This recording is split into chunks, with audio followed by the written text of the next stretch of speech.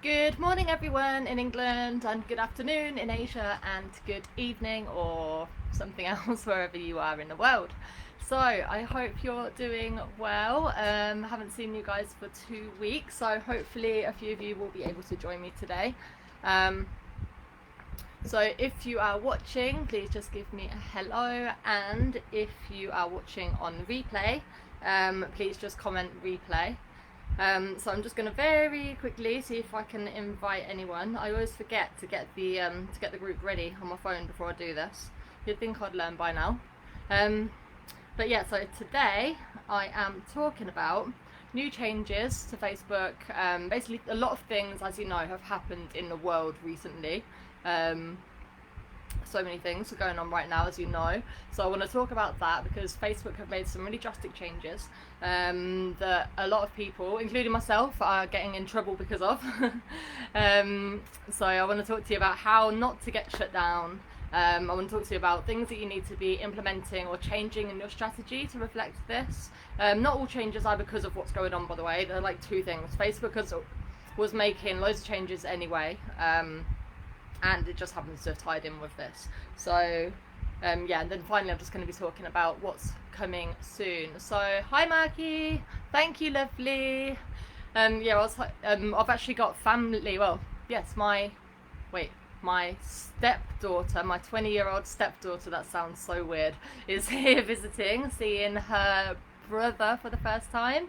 So yeah, we've got Thai family up from Bangkok. So I was hoping to get us all out swimming today, but I had a meeting just previously with Lisa, and yeah, we didn't get time to go swimming. So I'm a bit sort of like feel like I'm in holiday mode, and then that didn't get to happen. But yeah, thanks for watching. And Saman, hey, how are you doing? Let me know how it's going with your Amazon project if you've made a decision about that yet. Right, okay, so yeah, obviously I'm live and you guys can hear me, that's great. So, first of all, what has been going on? Obviously, I don't need to tell you about COVID or about Black Lives Matter. Like, obviously, everyone knows what's going on. I don't want to go into any details about either of the things either, but these have been the cause for many changes in the world of Facebook. So, when COVID first happened, lots of people, including myself, were going around telling everyone it's a really great time to advertise because everyone's too scared to advertise because of the global crisis and there's less competition out there and ads are cheaper. Well, now it's actually the exact opposite. Now everyone has realised you have to be online, you have to be in it to win it, and now everyone is out there advertising left, right and centre. And what's happening is, especially with all the new people who are advertising, they've got no past data to go on, so they're all targeting the same interests, and the cost, like the bidding, is just going up and up and up. So think about every single B2B business that's out there is targeting business owners.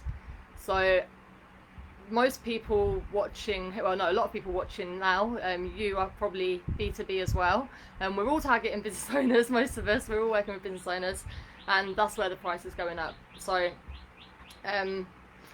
that's like something that you really need to take into your strategy. So if you've been running ads for a while, then you should have some audiences built up.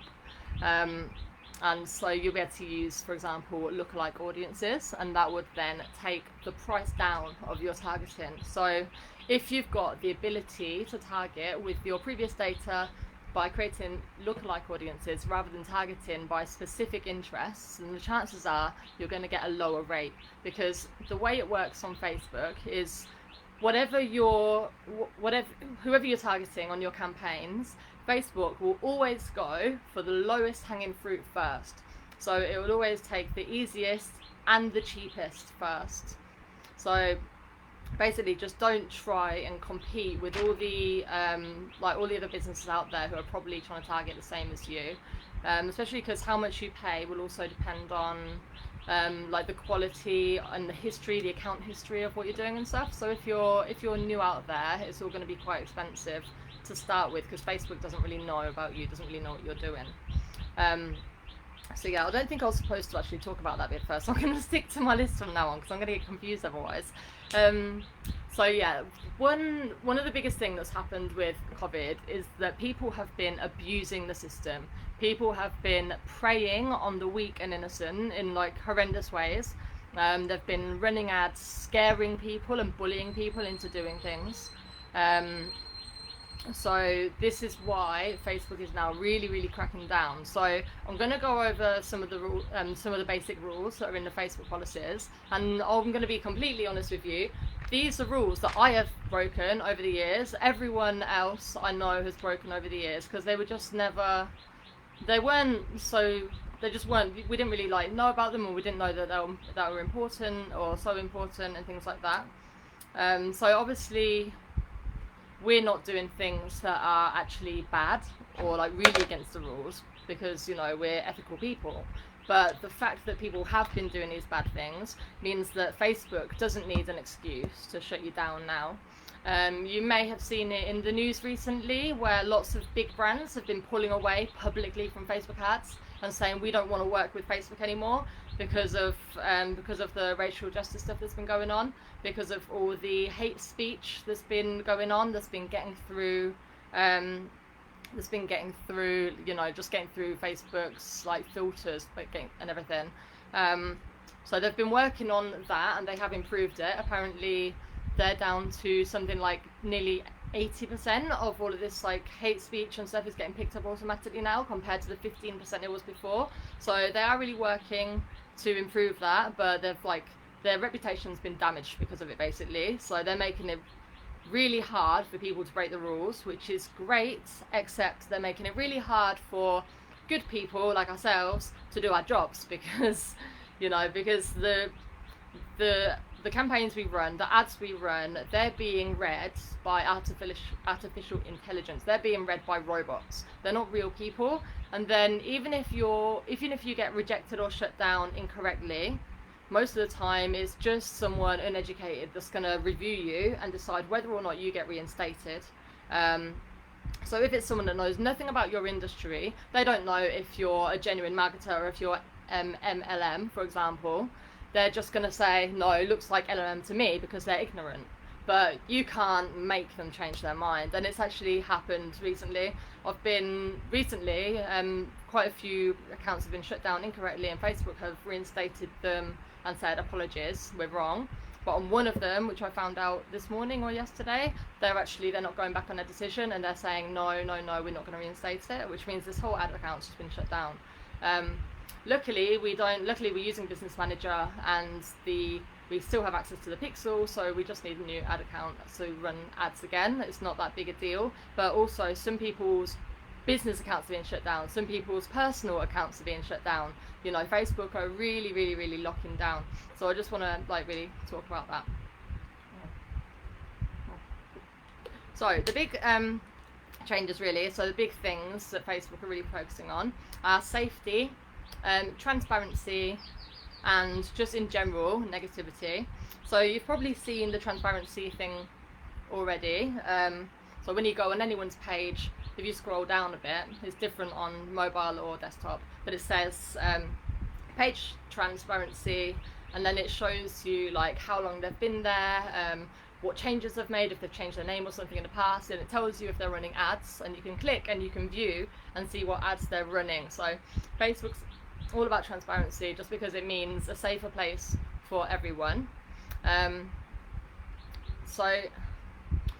Negativity. Facebook basically just doesn't want any negativity at all. So even if you might have a backstory that's got a really positive ending, but it could come across as kind of negative, Facebook don't like it, they don't want it. And even if that's not on your ad, but your actual Facebook page does have something that's like a bit negative, they don't like that either. So basically they're just really locking down, like really heavy on anything that goes against their policies and the slightest. So first of all, I'd say every time you start a new campaign, read the policies again. Even if you've read them 100 times before, there's probably something new in there. They just keep adding and adding to it, and it's just not worth getting yourself shut down. So, hey Anne-Marie, how are you doing?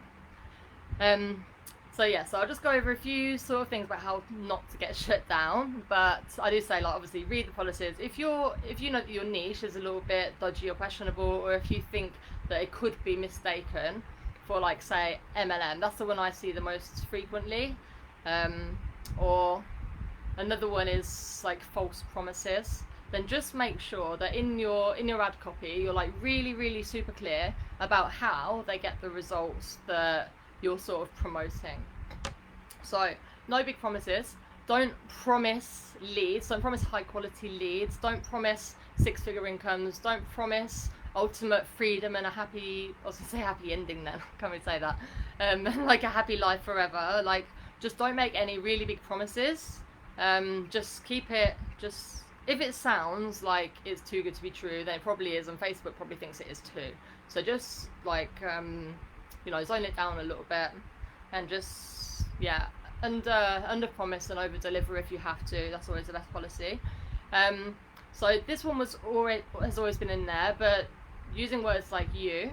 So if you, for example, if you're targeting mums, for example, like recent mums, I'm going to go back to my usual yoga example. If, for example, you're targeting new mums, and because you want to sell yoga classes and you know that they want to lose weight, you can't write in an ad, you feel down because of your baby weight, or you feel like you want to get rid of your baby weight, or you feel overweight. So you can't say anything that implies you know something about them.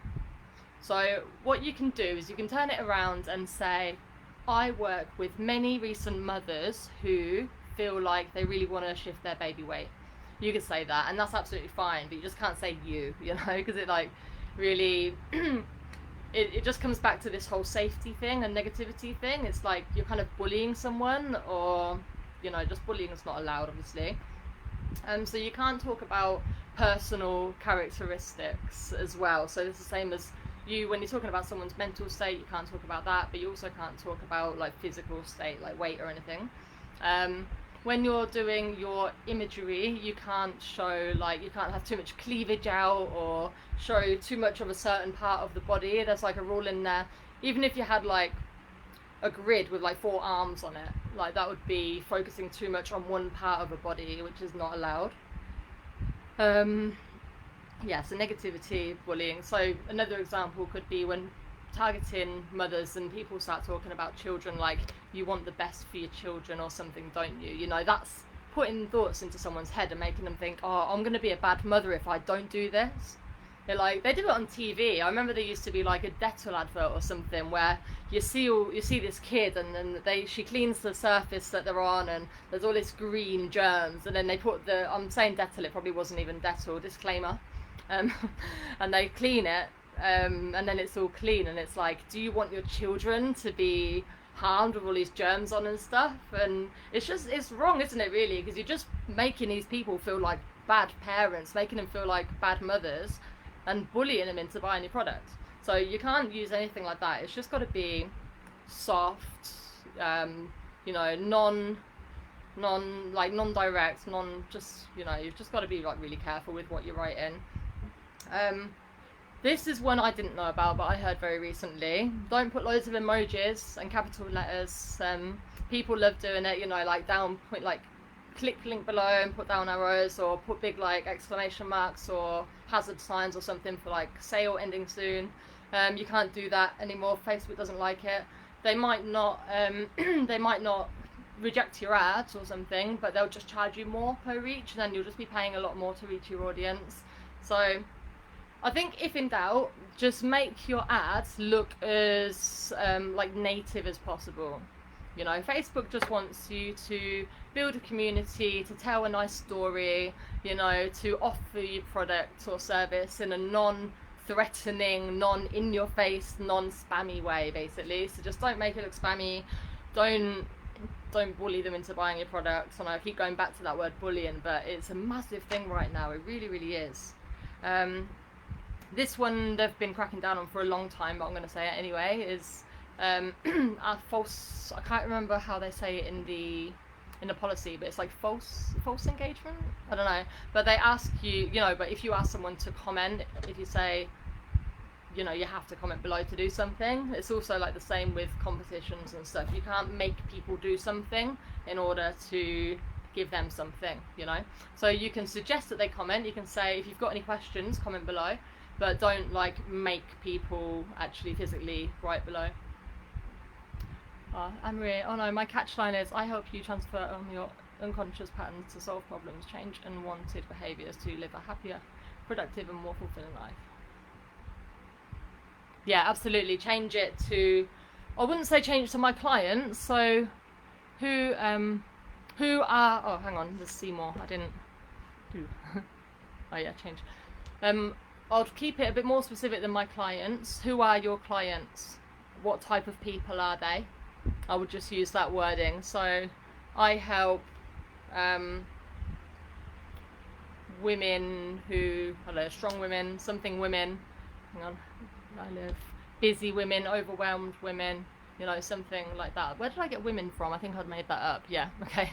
But you know what I mean? So whoever your ICA is, whatever you use to define your ICA, just use that instead.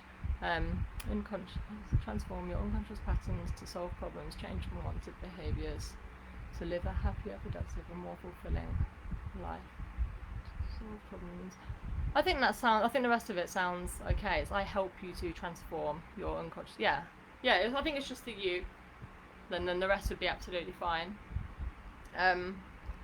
Yeah, and even in that bit, as long as your targeting is on that sort of person as well, you don't even need to include too much about the ICA, but just enough to make sure they think, oh, well, I'm that kind of person.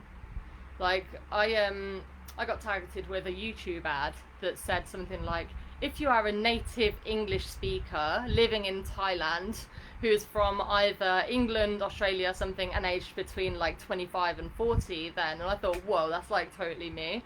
But they can do that, and it did make me listen. I was like, then what, you know, because I know it's for me. So yeah, you can do that, but that's Google anyway. But let's not start talking about Google. Just confuse things like massively. So yeah, asking to comment.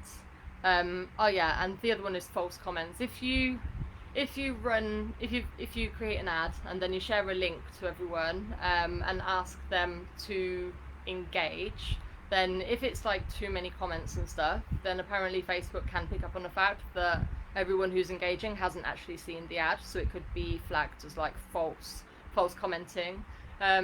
So I'm sure you've probably seen it before, where there's an ad running and then the first 4 people comment saying, oh yeah, I bought that, it's brilliant. And I think sometimes I click on them and I look and it's like blatantly a blank profile, they've got no friends, they've got no content, and it's someone who's just getting paid to comment.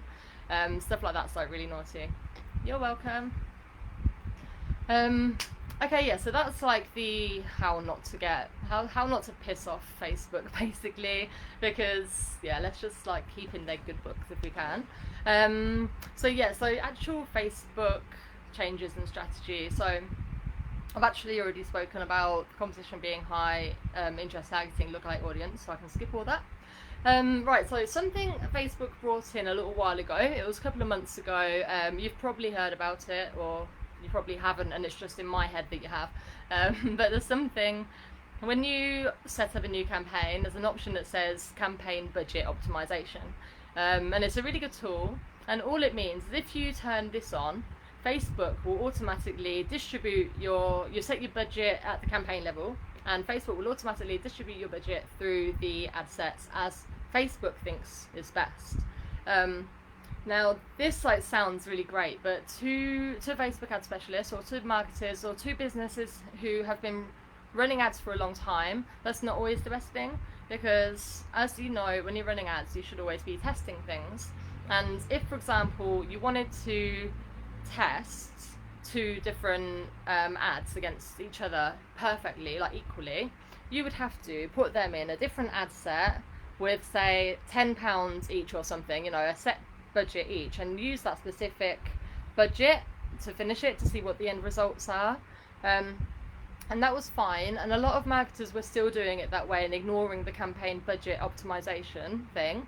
But now Facebook, if you're running like quite a few ads, and if you've got more than like 4, 5, 6 ad sets in a campaign, so if you're testing say like 6 ads, then Facebook will actually punish you, because Facebook doesn't want you to do that anymore. And this is like huge. I did not know that. I actually had a call with an official Facebook representative who told me this, and I was like, well, but I've always done it this way, so you just do the testing within the ad sets. And so many people and so many gurus and so many, like, everyone who I've seen in my industry has always done it that way as well.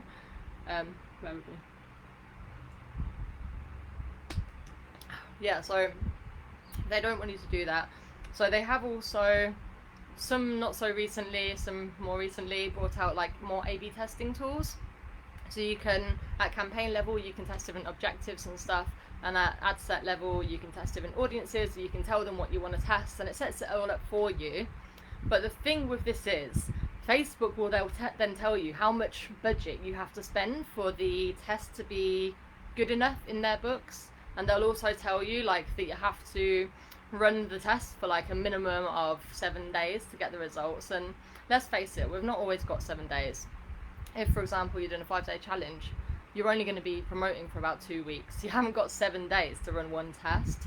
So this has made it really difficult for doing quick tests. So the only thing I can really recommend is, if you really do need to test 2 things or test some things, then don't test lots of things at the same time with a larger budget. Or if you do them in separate campaigns. Just because now, if you've got lots of ad sets in one campaign, Facebook's just gonna really, like, it just doesn't like it. So they're just gonna punish you basically.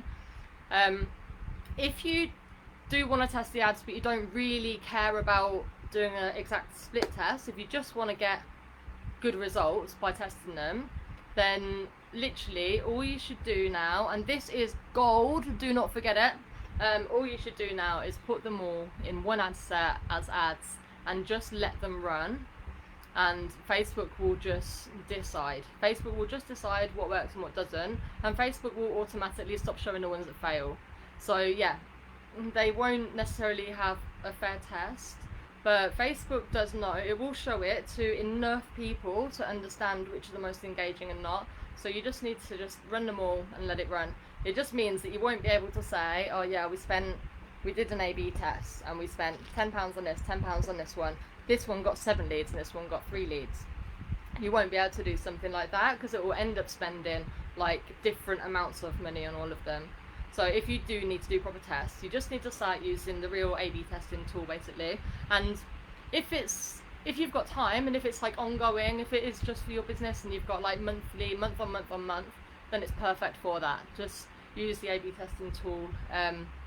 It is pretty good actually. It does tell you at the end which one won and why. Yeah, it is quite good. So just minimize like the number of ad sets you've got in each campaign. And this is the other thing they told me, which I also did not know, which is different. Basically, ever since I can remember, as long as, like, once you're running a campaign, if you make changes from within an ad set, that will reset the ad set, the learning process, and it'll have to learn again. That's normal. But what I've been told is, even if you don't change like an ad set, but you change a different ad set in that campaign, it's still going to mess up all the ad sets. And that's something that wasn't the case before. You were able to change it. So basically, if you run a campaign now, just don't touch it. Simple as that. Don't even touch a different ad set and think one ad set's still going to be fine. Just don't touch it at all. Do it all in a different campaign. It's a bit of a ball ache, because it means you're going to have to manage budget on different levels and stuff. But if it just, Facebook is just going to mess it up basically. And what actually happens is, apparently, this is what they told me, and I was really shocked about, is they will start showing the ads to the same audience again. Like literally the same people who got it. Rather than them just carrying on with the audience, they'll literally start again and even show the people who didn't like it the first time before they've finished showing it to the whole audience. So it doesn't really make much sense, but it's what I've been told. And yeah, just don't touch those campaigns. Leave them campaigns alone. Yeah, that was that was just one that like really surprised me, because what's the point in having a campaign and having different ad sets if you can't change one ad set in the campaign? Just doesn't make sense to me, but it's what I've been told. So yeah, that is kind of really quick, I do apologise. If you're watching, let me know if you've got any questions about that, and otherwise I'm just going to go on to what's coming soon. But yeah, if you've got any questions, or if you want me to go over any of that, if I haven't been very clear about it, please just let me know, and I'm happy to sort of explain it again. That's fine. But yeah, for those of you who like Instagram, exciting news from the 9th is I think previously on Instagram, for you to be able to do like shopping and tag products and everything, you had to actually have your catalogue or your store on Facebook, and it had to be like active and approved on Facebook before you could do it on Instagram. And that's as of the 9th of July, so in 2 days. That's not the case. So Instagram's actually going to be on its own, so you'll be able to just do it on Instagram and not even have to have Facebook.